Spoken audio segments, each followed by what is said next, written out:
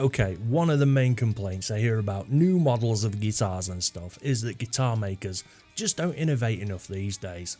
I mean, let's face it, right? The electric guitar, as we know it, it's been around for about 70 years or so now. And in that time, not a lot has changed. Really, if you think about it, it hasn't. The shape's pretty much unchanged. I mean, sure, we've got headless guitars, we've got fancier pickups, better tuners, floating tremolos, Floyd Roses and Kalas and stuff. But on the whole, the guitar, the electric guitar as a thing is pretty much unchanged. It's almost like they got it right first time. But then I came across a new kind of guitar, an upgrade to the original idea of a guitar. And well, I'm going to be honest, I'm not quite sure how I feel about this.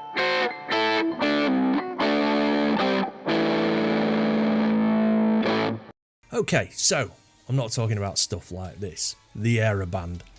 I mean, if you've seen videos about this guitar, you will probably know that this is definitely the worst attempt ever at a guitar, ever in the world. I mean, sure, it's fancy, it doesn't hurt your little fingies when you play, but it's not really a guitar, is it? It's a toy, and an expensive toy, and it's not even a good toy. This is the guitar I found, and it's called the W902, catchy name, and it's from GTRS. So upon first glance, this looks like a regular run-of-the-mill headless guitar, which will instantly put about 50% of people off straight away. I mean, I always used to hate headless guitars, even the idea of them made me angry, but now I'm kind of coming round to them. Ibanez have got some cool ones I like the look of. I think they're the Q series. So this is the W902, catchy name, newest addition to the Wing series intelligent guitars. GTRS has introduced the W902, the newest release in GTRS's Wing series intelligent guitar lineup, expanding on the series' cutting-edge features while maintaining an accessible price point. That accessible price point, by the way, is around about 800 quid. So, why is this guitar different? Why is it intelligent? Can it do my tax returns? Does it know about Bitcoin? At its core, the GTRS's upgraded G151 intelligent system, offering 128 onboard effects, MNRS amp and cab sims, and even 17 guitar emulations exclusive to this model. Everything is controlled by the eye-catching Super Knob, which changes colour to match your preset as well as through your Bluetooth connectable GTRS app. I'm sorry, Super Knob, what? Really? I mean, so much development has obviously gone into this guitar, and Super Knob is the best name that they could have come up with. I'm sorry, but the child in me finds that absolutely hilarious. Super Knob. So, what we've got, to all intents and purposes, is a headless guitar with an inbuilt effects processor, which is operated from the Super Knob. Lol. Look, I'm not dissing this guitar. I'm not at all. I like the look of it. It's a pretty guitar. And I suppose it stands to reason that, you know, with technology getting smaller and smaller, you can fit a full effects processor into the body of a guitar now. But is it really innovation?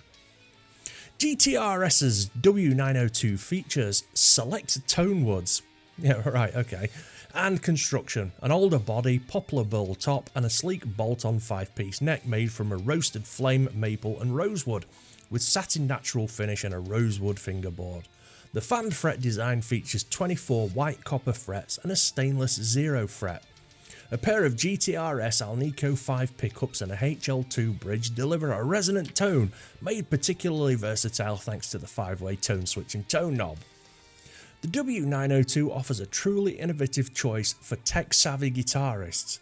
Its features include a wireless transmitter, OTG recording, an 80-second looper, metronomes, and a drum machine. The app-supported guitar boasts up to 12 hours of playtime on a single charge, 9 hours with the wireless transmitter in use. Look, I don't want to be a negative Nelly, but I don't really consider this an innovation to the electric guitar. I mean, this is a regular old guitar. I mean, it sounds like it's a well-made regular electric guitar, but it's just a regular guitar with an onboard effects processor and looper and drum machine and wireless. I mean, it still does everything else that a guitar from, you know, the 80s or 90s does. I mean, the guitar itself hasn't really evolved. I mean, they've just added effects to it, which granted usually go on the floor and can be operated by your foot. I'm not sure how many guitarists this would appeal to though. I mean, number one, it's headless. I mean, many guitar players enjoy a headstock. I mean, at least 50% want a headstock. And that's fair enough, I get it. But then if you take into account the amount of players that use a drum machine and a looper while they're playing, I mean, that number drops even further. And I mean, if you've already got a drum machine and a looper, then you don't need a fancy guitar with it all built in. I mean, unless you're Davidos. I mean, that dude would probably use it, but then he's got all this stuff on a desk.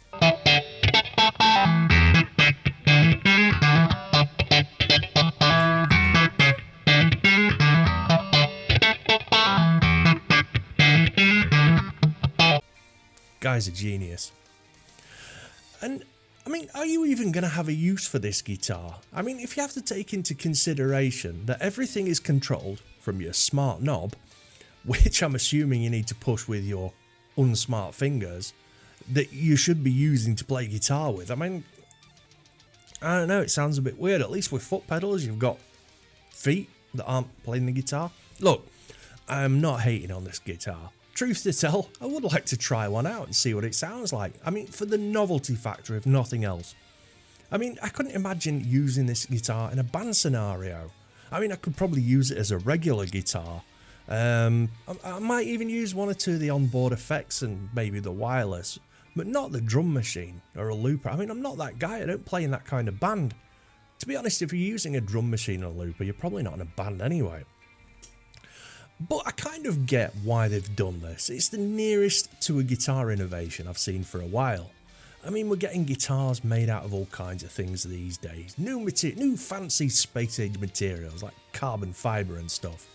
And the hardware and everything is getting better and better. You know, tuners, bridges, all the rest of it.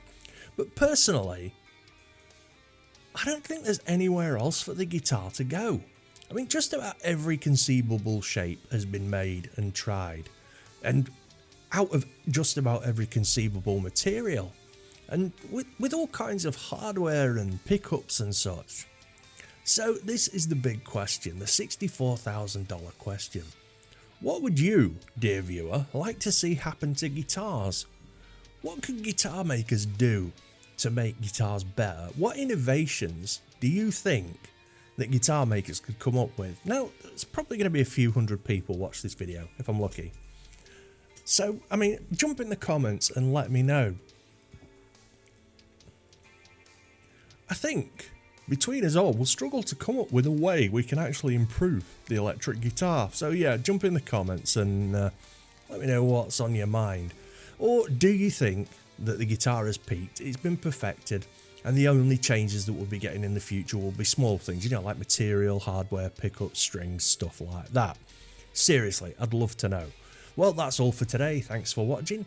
Don't forget to like and subscribe, do all that YouTube stuff. It really helps the video get out there into the algorithm.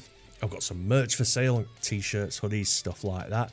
And if you want to help support the channel, there's super chats and memberships. Big help for the channel. And don't forget, I also stream every Wednesday, 9 PM UK time. Usually just me or me and some buddies. And we're talking about guitars and music and stuff. So come along and check it out. The chat is very welcoming. Anyway, thanks again. Take it easy. Peace out.